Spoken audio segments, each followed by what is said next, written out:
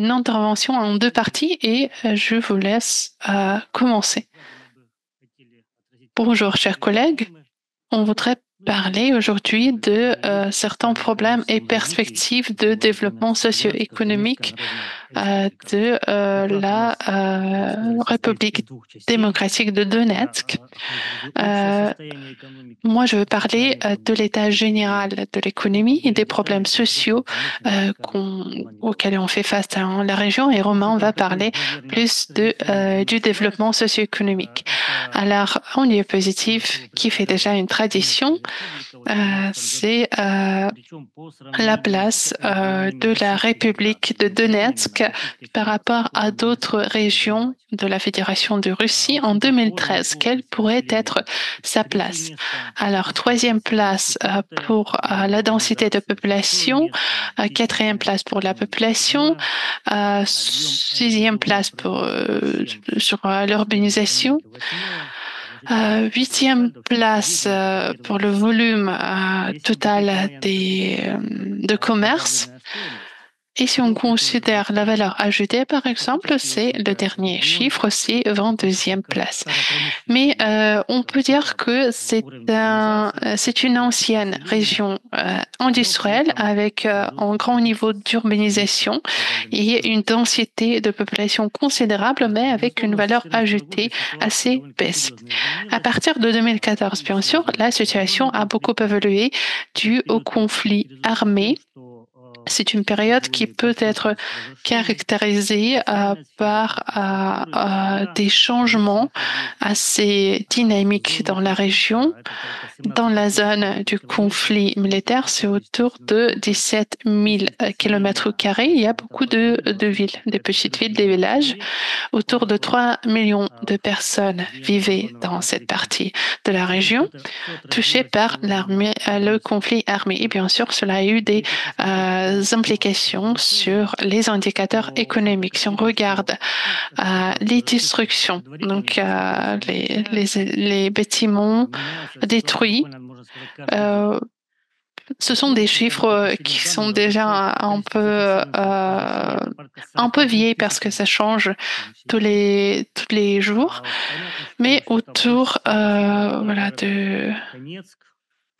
ce sont les villes de Donetsk, de Gorlovka, de Marinka qui ont souffert le plus de cette situation, ainsi que d'autres villes et des villages. Autour de 6 000 immeubles et 26 000 maisons ont été détruits en octobre 2024. Ce sont aussi des équipements socioculturels, industriels, entre autres. Et bien sûr, l'évaluation de la destruction peut être variée, mais on peut dire que cette destruction peut être évoluée à 1,3 trillion de roubles. La destruction des immeubles résidentiels a été très grande. Autour de 80% des immeubles résidentiels ont été détruits dans certaines parties de la région. Il y a des écoles, des ponts, des routes qui ont été détruites. Bien sûr, le secteur industriel a beaucoup souffert du conflit armé, donc des boutiques, des zones de stockage, des usines ont été détruites, ce qui produit l'arrêt des usines et le départ des travailleurs. La structure de la population a beaucoup changé dans la région dans les dernières années. Bien sûr, il est difficile de donner des chiffres exacts parce qu'il est très difficile de suivre ces changements en utilisant les méthodes statistiques classiques. Dans ces situations, donc, on essaie de faire des évaluations par des experts et la plus récente disait que que autour de 2 millions de personnes vivent actuellement sur le territoire de la République et autour de 95% de cette population, ce sont les habitants des villes.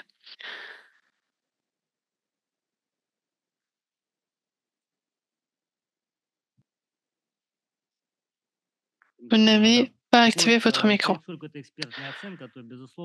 Voilà, donc c'était une évaluation par un expert, mais on peut bien sûr comprendre qu'elle peut être plus élevée que la réalité de 15-20%. Tout de même, il y a une tendance positive. En 2022, le nombre des enfants nés était plus basse que l'année 2023. Donc, malgré le conflit militaire, il y a quand même la croissance du nombre des nouveau-nés, bien que la population est bien sûr en baisse. Alors, encore, comme j'ai déjà dit, on fait face à une décroissance, diminution de la population, ce qui est tout à fait naturel dans ces conditions. Bien sûr, la situation économique a beaucoup évolué dans cette région aussi.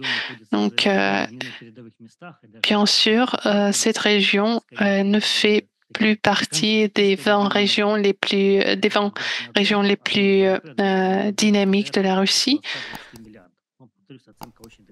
Donc, là aussi, les évolutions sont assez préliminaires. Si on considère d'autres indicateurs économiques, là, ils ne sont pas tout à fait positifs non plus. Si on compare à l'année 2014, on peut voir que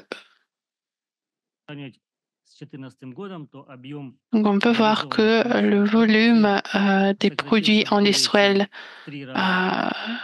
vendus a diminué de 3 fois, ainsi que les investissements en capitaux de 4 fois.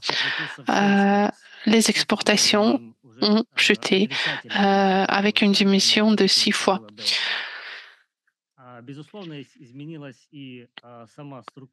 Sans doute, la structure même de l'économie a changé. La part de l'économie d'extraction a été diminuée, ainsi que les industries de traitement. La part du commerce a augmenté. Ce n'est pas parce qu'on a commencé à vendre plus, mais parce qu'il y a eu des limitations, des restrictions des autres secteurs économiques. Quels sont les problèmes principaux qu'il faut résoudre pour le développement de la région?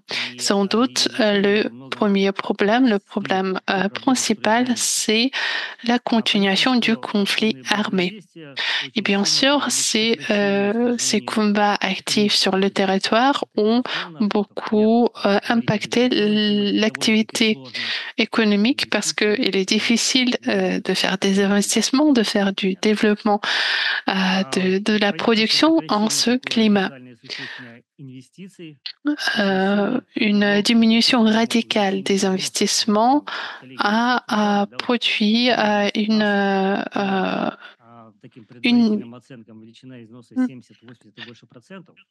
au- cela a fait que les équipements montrent des signes d'usure. On a beaucoup d'équipements qui sont pas à jour, qui demandent d'être modernisés, et cela impacte la qualité des produits, bien sûr. Nous avons hérité des problèmes liés au manque des liens de coopération avec les usines russes, avec les entreprises plutôt russes.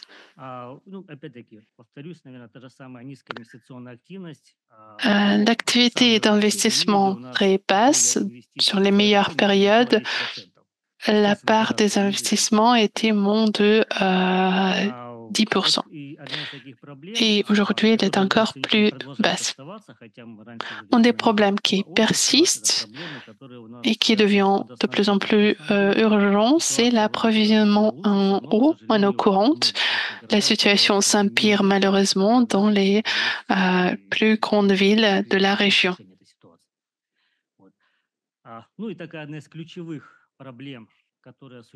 Et un autre problème important de la région, c'est le départ de la population, un âge travailleur et un déficit de cadres dans beaucoup de régions, mais chez nous, c'est très accentué.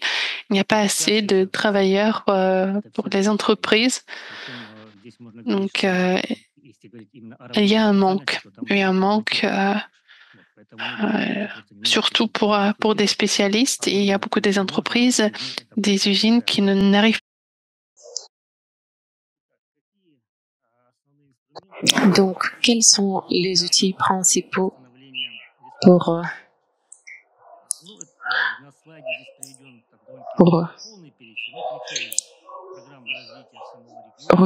que l'économie de la République récupère? On a les programmes pour le développement de la région, les programmes pour les régions que sont les curateurs. On a organisé la zone économique libre, le fonds pour le développement de l'industrie, le programme de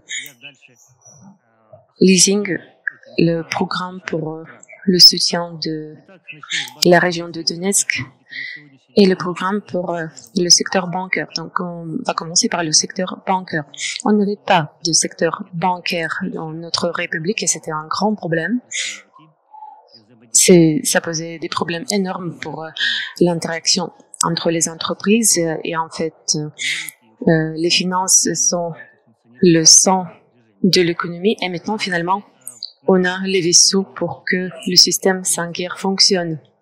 On a commencé le système de soutien de la République dans la République et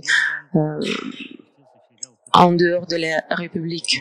On ouvre les offices des banques, on a la banque VTB et tous les produits, tous les outils bancaires sont maintenant disponibles sur le territoire de la région. Bien évidemment, on a des risques assez importants et c'est pourquoi on a les taux d'intérêt aussi assez importants pour les emprunts. C'est pourquoi pas tout le temps les entreprises peuvent utiliser ces emprunts. Un autre outil, c'est le programme de développement socio-économique de la République. Il y a 4 parties ici. On a la partie sociale. On essaie de restaurer l'infrastructure et c'est comme ça qu'on essaie de développer la région. Après, on a la partie dédiée au développement de l'économie. On essaie de développer le potentiel économique. Après, on essaie de restaurer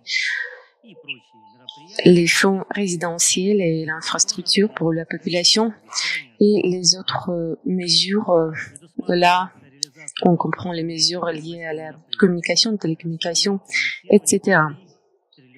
Donc, 378 entreprises y prennent partie et on a la substitution du budget fédéral dans le montant de 2 900 milliards de roubles et le budget de région a dédié 258 milliards de roubles. Et puis on a encore 213 milliards de roubles d'autres ressources. Il faut restaurer 2 millions de mètres carrés de l'immobilier résidentiel, des fonds résidentiels. Après, j'ai déjà mentionné qu'on a les régions qui sont les curateurs qui soutiennent notre région. Et 26 régions de la Fédération de Russie ont joigné cette campagne, ce programme de développement de Donetsk.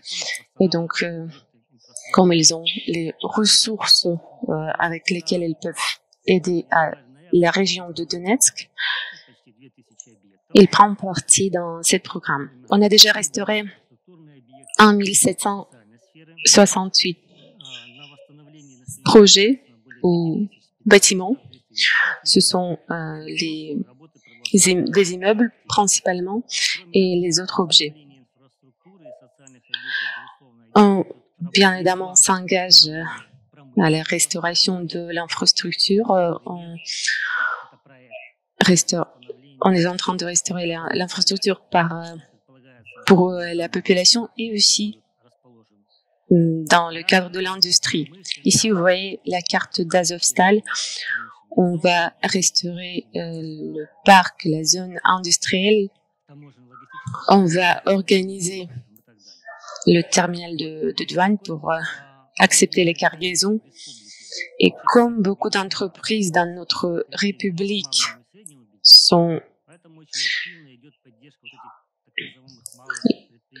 font partie de SME, ils tombent sur le programme du développement et du soutien pour les SME. Pour cela, on utilise la fondation pour le soutien des SME et les sociétés qui émettent les micro-emprunts. Là, les taux d'intérêt sont assez bas et on essaye de couper les impôts sociaux. On a déjà lancé le programme de leasing. En fait, ce genre de programmes sont en train de développer activement à Donetsk et ces programmes visent à soutenir les producteurs agroalimentaires. On essaye d'acheter les nouveaux équipements et les machines pour le secteur agroalimentaire. Dans les républiques, comme dans les autres régions, on a créé un seul guichet pour les investisseurs. Et c'est comme ça qu'ils peuvent soutenir Donbass, la région de Donetsk. Donc, les investisseurs sont accompagnés tout le long de ce parcours d'investissement. Aussi, on a introduit un autre outil, comme dans les autres régions de la Russie, c'est la fondation de développement de l'industrie. Cette fondation soutient l'industrie en émettant des emprunts ou les grands. Donc, on a des différents types de ce programme. Si on voit les statistiques pour 2023, on a soutenu 14 projets avec le volume total de 679 roubles. On n'a pas utilisé tout l'argent, toutes les ressources de la fondation. On n'a pas utilisé à peu près 40% de ces moyens. Sur le territoire de notre République, comme dans les autres régions, on a organisé la zone économique libre. En fait, c'est un outil assez standard, assez traditionnel déjà. Il n'est pas différent dans sa nature d'outils qui sont effectifs dans les autres régions de la Russie.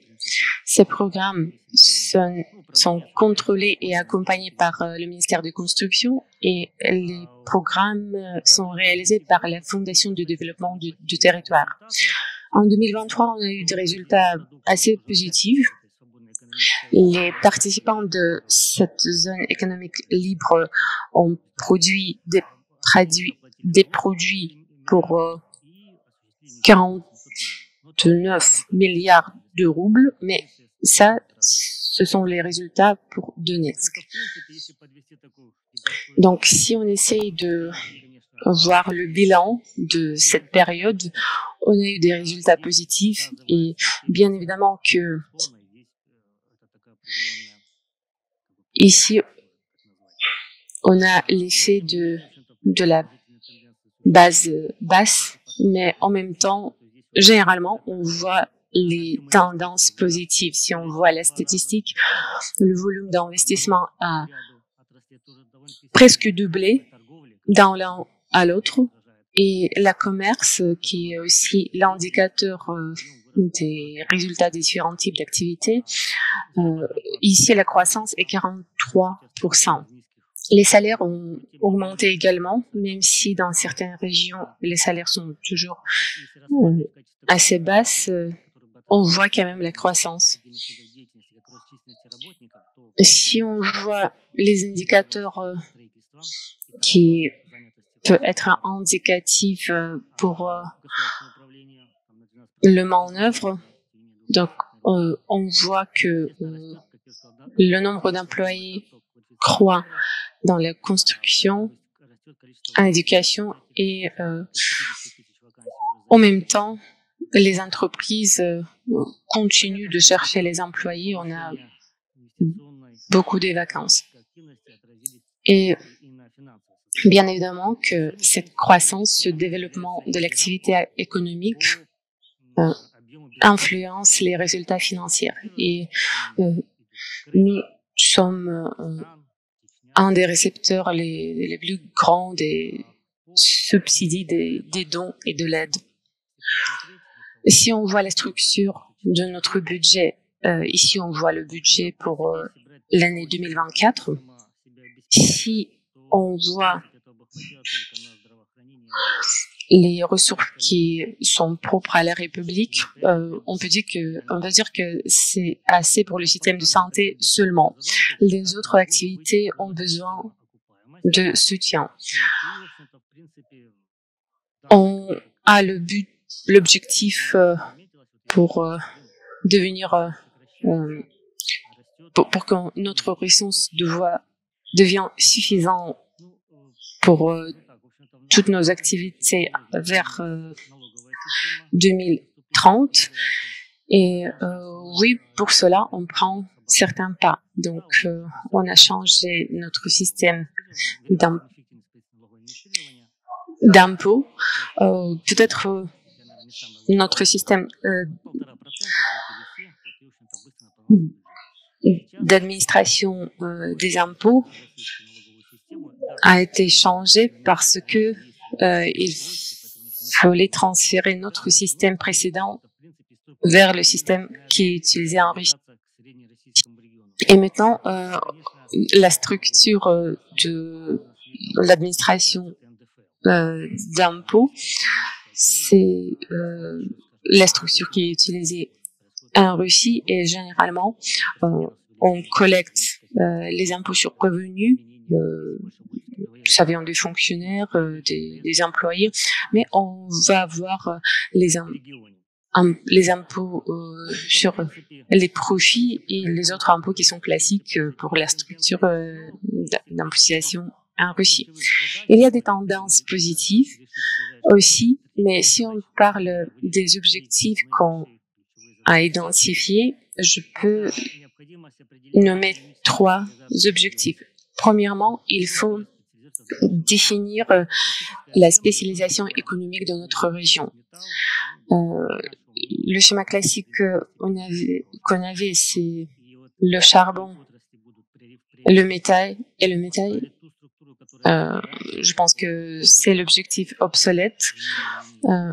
Nous ne pensons pas qu'il faut vraiment restaurer les structures d'avant et quelles sont les technologies et les industries qui vont remplacer ces volumes.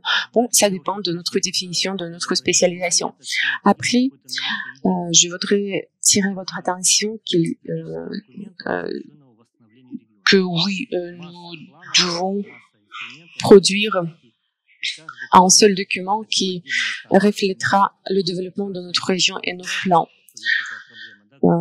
Alexandre a déjà mentionné le problème de synchronisation entre les plans d'État. Oui, on a vu en fait le même type de problème maintenant. Et si, par exemple, une fois on a construit l'immeuble, mais on ne pouvait pas le connecter au réseau aux utilités parce que cet immeuble n'était pas planifié pour cette infrastructure. Pareil pour les chemins, les autoroutes. Donc, il faut que tous ces plans soient coordonnés dans le cadre de leur capacité. Donc, si on a le document qui vraiment assure la coordination de tout cela, le travail va progresser rapidement. Un autre problème qu'on doit résoudre, et si on ne fait pas ça très bientôt, on va apercevoir les effets négatifs. On voit que la population quitte notre région, on voit le reflux de population. Ici, on voit ces indicateurs. Peut-être vous savez que vers 2030, on doit atténuer les indicateurs, les paramètres et les résultats médium et en Russie. Donc,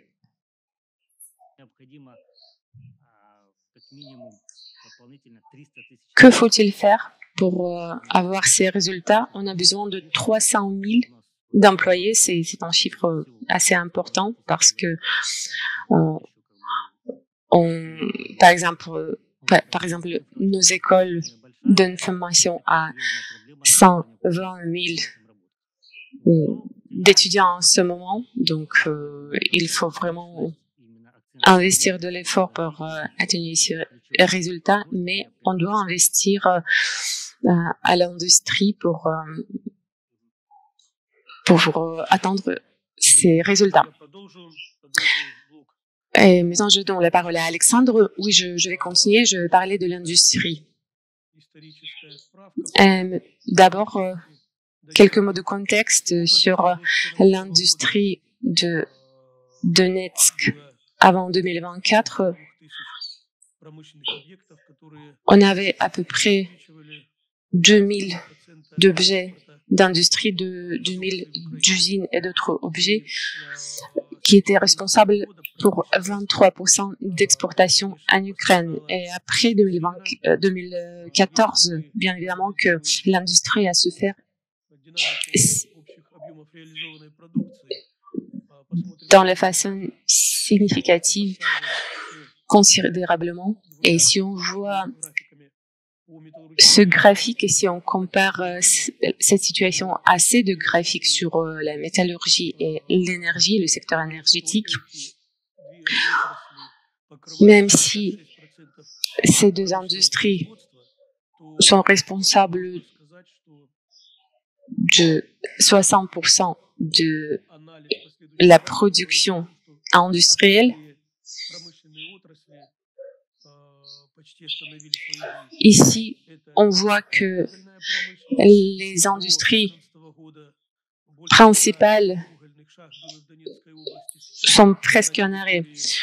L'industrie de la production de charbon était très active. Maintenant, on a seulement 2 gisements qui sont actifs.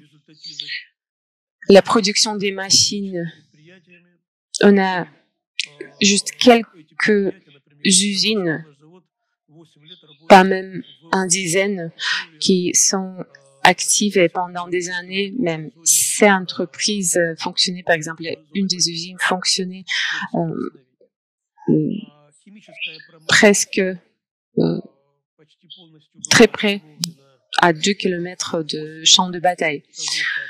L'industrie chimique était en arrêt après l'usine de styrol à Vorlovsk était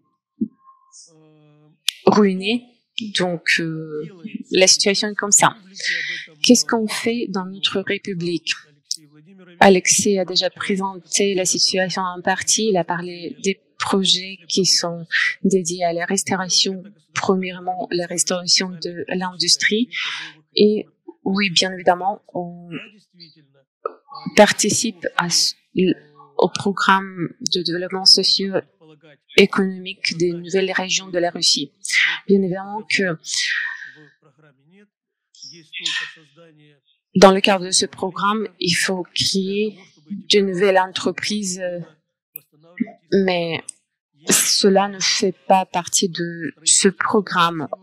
On est en train seulement de créer le climat pour que cela se réalise. On travaille sur la restauration de la structure, on essaye de restaurer les chemins, les utilités, les communications. Donc, le gouvernement, l'administration essaye de créer les conditions pour que l'investisseur investisse. La zone économique libre, vue d'aujourd'hui, on a déjà 275 objets et oui, ça c'est un outil très pratique et très efficace.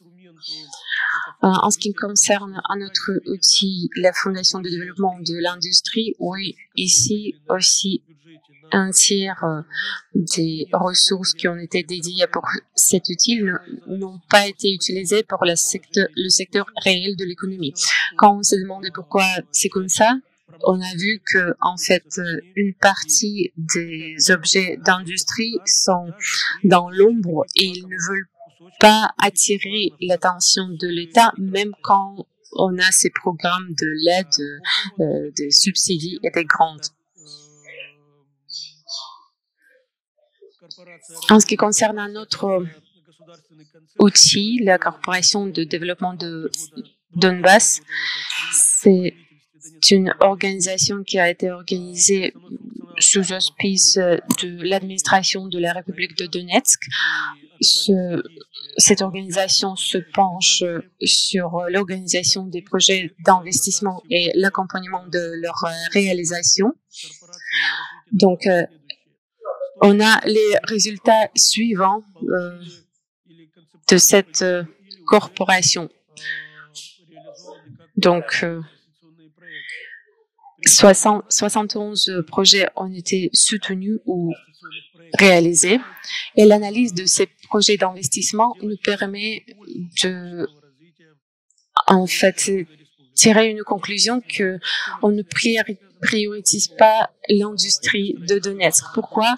Parce que les investisseurs, ils essayent de voir les investissements, le retour de leur investissement très rapidement, et l'infrastructure permet de faire ça, comme la construction. Et si on voit tous ces projets qui font partie de ce programme, on peut citer notamment un projet, c'est la construction d'une usine métallurgique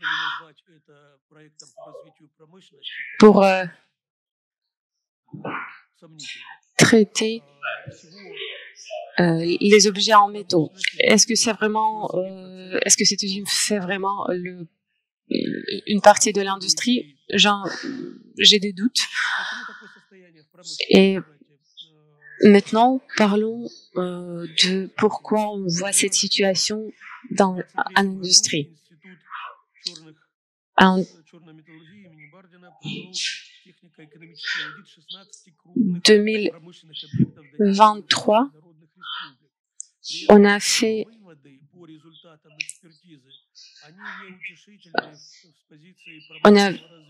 vérifié, on a fait un audit de différents objets de l'industrie à Donetsk. Et la conclusion est que oui, ces objets, ces usines peuvent être restaurés, mais en fait, ces projets de restauration ne sont pas vus comme optimales. On a déjà parlé de destin d'Azovstal aujourd'hui, et en fait, la situation est pareille pour les autres objets et pour les autres facilités et usines de Donetsk. La situation est comme ça parce que les produits de ces entreprises ne sont pas beaucoup en demande en Russie. Et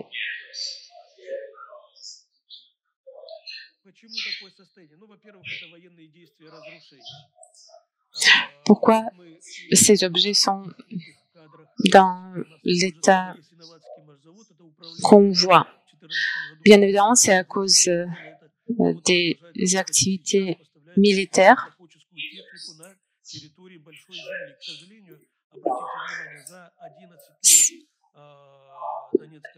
Certains usines sont dans l'état assez déplorable, mais malheureusement, pour restaurer ces entreprises, il faut avoir des ordres d'autres entreprises pour produire les équipements. Et vous n'avez pas d'ordre de la ministère de charbon, oui. Donc, voici, vous voyez l'état d'Azovstal, l'usine métallurgique de Mariupol. On ne peut pas parler de la restauration réaliste ici.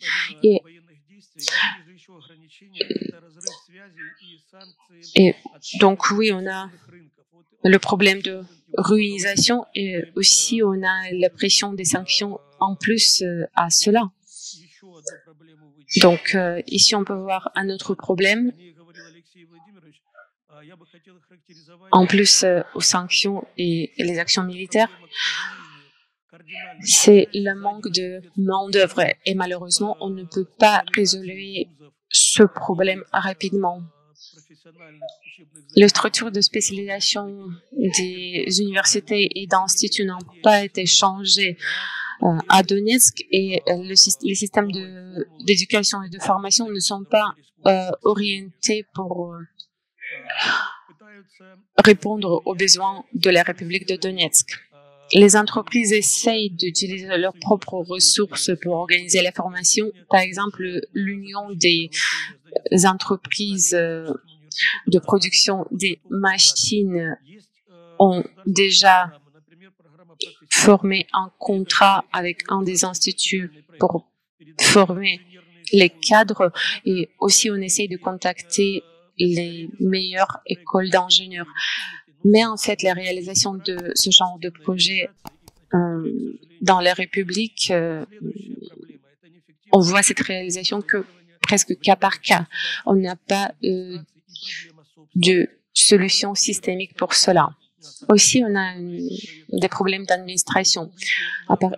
Depuis 2014, dans notre République, pour les objets et les entreprises d'industrie, on a introduit l'administration et la gestion publique, la gestion de ces entreprises par l'État. Et on a vu que ce type d'administration n'est pas le plus efficace. C'est pas le meilleur outil de comment on peut gérer la production industrielle. Alexandre Alexandrovitch a mentionné hier les tendances positives dans le cadre de la production industrielle en Russie. Pourquoi on voit cette situation et ces résultats? En fait, une des raisons, c'est la consommation publique dans le sphère de défense, les commandes liées au secteur de défense. Par exemple, on voit que la production des moyens de transportation des véhicules a augmenté grâce aux véhicules militaires. Et si on voit secteur par secteur, en fait, la situation est pareille. Et oui, ici, on pourrait penser de restauration qui pourrait se passer en République de Donetsk via la commande publique. Mais, en fait, à cela, on pourrait ajouter le développement industriel, mais on a certains problèmes avec la législation également. Donc, on a la loi sur la politique industrielle qui définit les principes de développement industriel en Russie.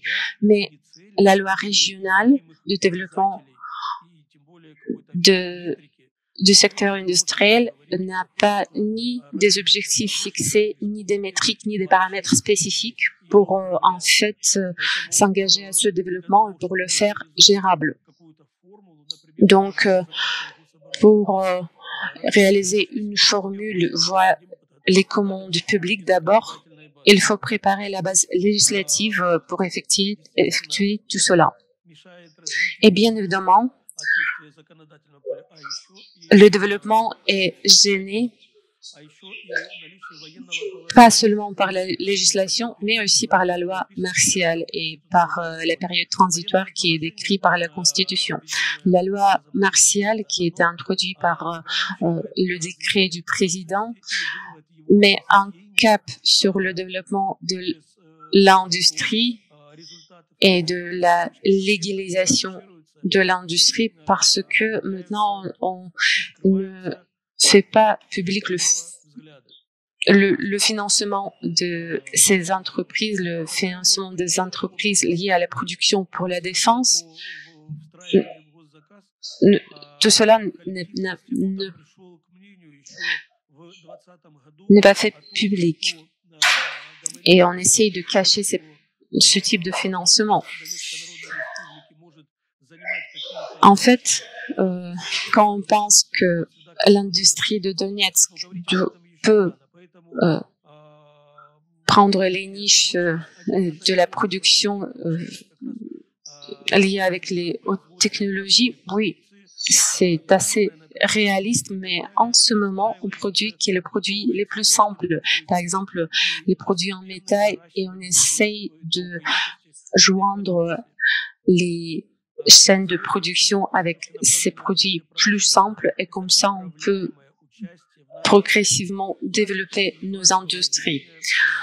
Et spécialement, je veux parler de notre participation dans les projets nationaux. Nos collègues d'Ural disent qu'on voit l'effet le plus augmenté de ces projets nationaux dans les régions où le PIB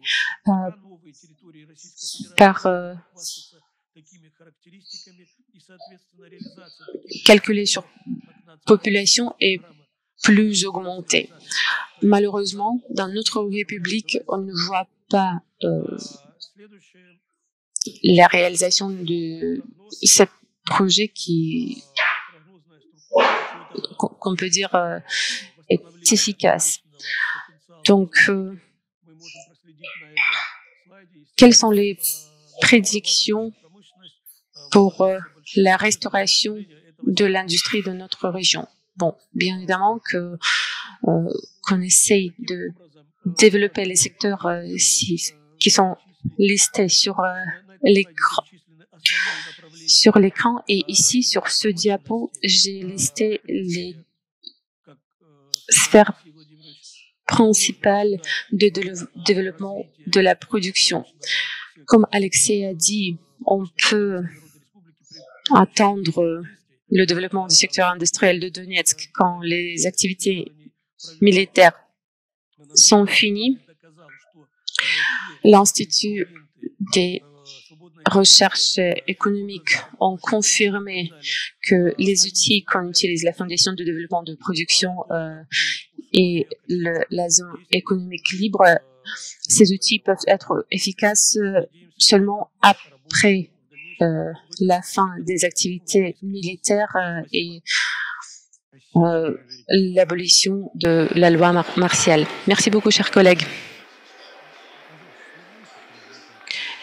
Est-ce que vous pouvez arrêter la démonstration de l'écran, s'il vous plaît?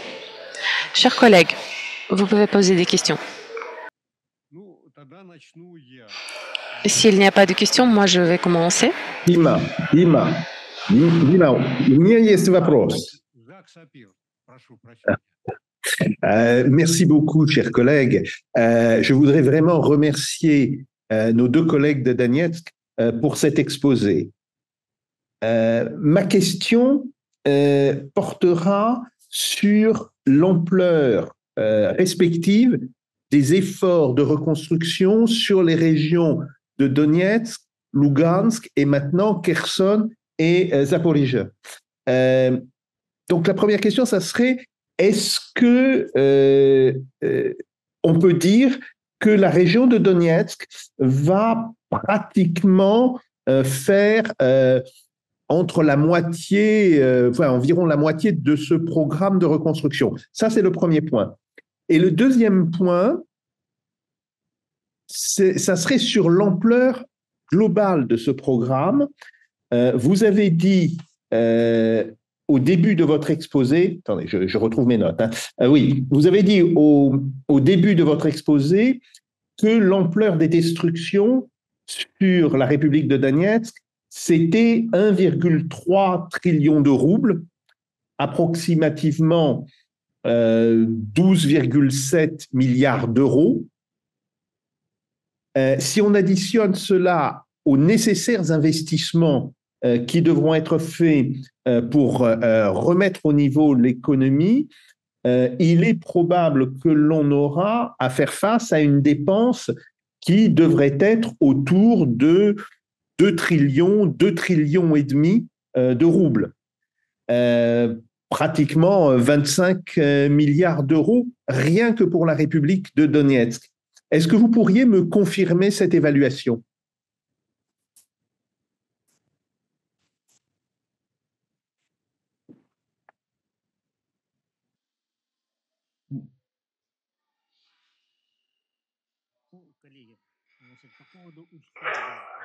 Well, chers collègues, en ce qui concerne les destructions, on n'a pas de résultats spécifiques parce que on a des évaluations différentes et comme la ligne de front bouge, il y a des objets qui n'ont pas encore souffert de tout cela, mais il y a aussi des objets qui sont dans la zone de risque. Donc, on a le potentiel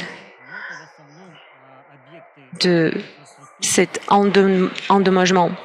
En ce moment, on a le programme de restauration jusqu'au 2030, mais ça concerne la plupart de ces projets en fait sont liés aux infrastructures et au système de santé. En ce qui concerne l'industrie et les entreprises, bon, en fait, cela est dans la considération des propriétaires de ces entreprises et très souvent, il est plus simple de bâtir l'objet à nouveau. Et très souvent, on voit que les équipements sont obsolètes et il faut mieux bâtir une nouvelle usine. Et si on essaye d'évaluer l'échelle, l'ampleur de destruction, c'est une situation en train d'évaluation. Bien évidemment, ici on parle des villes industrielles comme Kramatorsk. Là, on a beaucoup d'usines qui produisent des machines. Et oui, on pense que il est très probable qu'on va devoir restaurer tout cela. Jacques, est-ce que vous avez encore des questions? Non, merci. Non, merci. Нет, больше нет вопросов. Спасибо.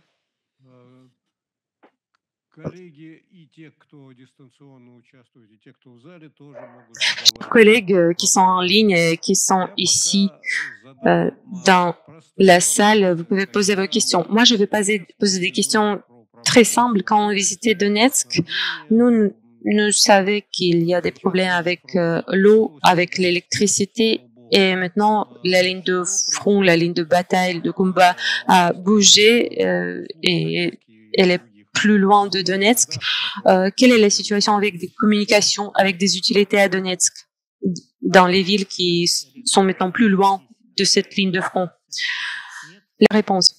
En fait, ici, on n'a pas de difficultés dans le cadre d'électricité.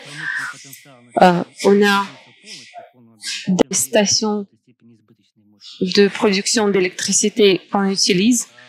Donc ici, il n'y a pas de difficulté. En ce qui concerne l'approvisionnement de l'eau, malheureusement, on a toujours des problèmes. On voit qu'il y a des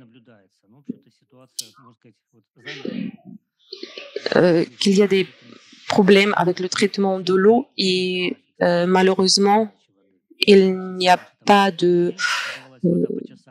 d'amélioration avec cette situation de l'eau, on n'avait que certaines périodes de temps pendant la journée quand les gens avaient de l'eau, donc les gens ont de l'eau seulement pour quelques heures par journée. Donc malheureusement, l'approvisionnement de l'eau n'est pas stable et on n'a pas d'évolution de cette situation en ce moment. Est-ce que vous avez recommencé, est-ce que les ports de Mariupol et le port de Berdiansk ont recommencé leur opération? Est-ce que vous avez les vaisseaux qui entrent ces ports? La réponse. Bon, en fait, bien évidemment qu'on ne peut pas parler de la récupération totale de l'opération de ces ports, mais en partie, oui. Est-ce que vous arrivez à évacuer les cargaisons de ce port? Oui, en partie, mais en fait, pour les cargaisons, principalement, on utilise les autoroutes. Le chemin de fer, bon, en partie, le chemin de fer fonctionne pour les cargaisons, mais en fait, pour les cargaisons, pour les passagers, c'est qu'en partie qu'on l'utilise. Une autre question, quelle est la situation avec l'autoroute de Donetsk jusqu'à Rostov? Cette autoroute est opérée. On a restauré l'autoroute et en fait, Alexei Alexeyevich a visité une conférence dédiée à cette autoroute. C'est une des autoroutes qui